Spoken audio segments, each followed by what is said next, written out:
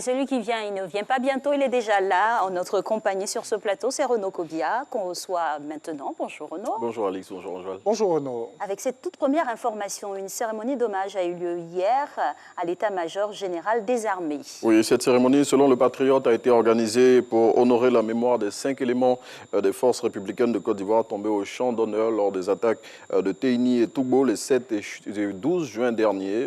À cette occasion, ces soldats, selon le Patriote, ont été élevés à titre posthume au grade de chevalier. Et un autre sujet, ramassage d'ordures. L'État de Côte d'Ivoire ne doit pas aux opérateurs du secteur. Oui, c'est ce qu'a indiqué hier le ministre en charge de la salubrité. Selon Boaké Fofana, le gouvernement ivoirien a réglé ce qu'il devait aux entreprises de salubrité. Par conséquent, il attend que celles-ci fassent leur travail en débarrassant les rues du district d'Abidjan des ordures qui les jonchent. Le ministre de l'Assainissement et de la Salubrité, selon l'intelligent d'Abidjan, a fait cette déclaration à l'issue d'une visite de terrain qu'il a effectuée dans certaines communes d'Abidjan. Et la date, sinon que les dates des compositions sont retenues, ils sont connus depuis hier, c'est ceux du BTS 2021. Oui, les épreuves écrites du brevet de technicien supérieur se dérouleront du 9 au 12 août 2021, tandis que les épreuves pratiques auront lieu du 16 au 21 août prochain. L'information a été livrée hier par voie de communiqué par le professeur Adama Diawara, ministre de l'Enseignement supérieur et de la Recherche scientifique, selon l'expression. Et on parle maintenant du CPE 2021. 2 établissements de Sinématiali n'ont enregistré aucun admis. Oui, il s'agit de l'EPP Lableka, situé dans la sous-préfecture de Sédiogo, qui avait présenté 20 candidats, et l'EPP Kafalagaka, bon, je suis arrivé dans la sous-préfecture de Kagolo-Dougou, qui lui avait présenté 50 candidats. Selon l'agence ivoirienne de presse, ces 2 écoles qui relèvent de l'inspection de l'enseignement primaire et préscolaire de Sinématiali n'ont eu aucun admis à la session 2021 du certificat d'études primaires élémentaires à l'issue des résultats qui ont été proclamés le 22 juin 2021. Abidjan serait tenté de dire on peut faire ça.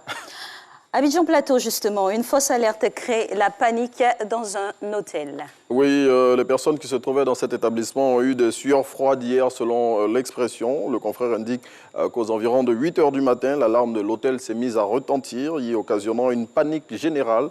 Pour parer à toute éventualité, les responsables de l'établissement ont procédé à l'évacuation de toutes les personnes qui s'y trouvaient. Et toujours, selon l'expression, il y a eu plus de peur que de mal, car après vérification, la direction de l'hôtel s'est rendue compte que c'était un dysfonctionnement qui avait déclenché l'alarme. Et parlons maintenant politique. Le RHDP va opérer des changements dans son organigramme. Oui, après la présidentielle et les législatives, un vent nouveau souffle sur le parti présidentiel.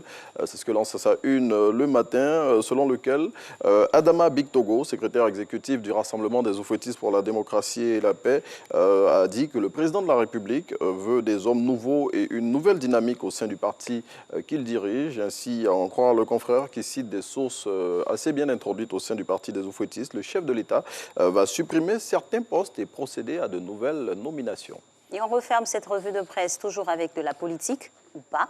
Demande de divorce de l'ancien président Laurent Gbagbo. Simone pose une seule condition. Oui, c'est ce que barre sa une, l'expression qui indique que ce préalable que va soulever l'ex-première dame avant toute procédure dans la demande de divorce engagée par Laurent Gbagbo est qu'on lui fasse un examen médical pour s'assurer qu'il ne souffre pas de troubles comportementaux. Voilà, alors on croit l'expression qui cite des sources proches de l'ex-première dame.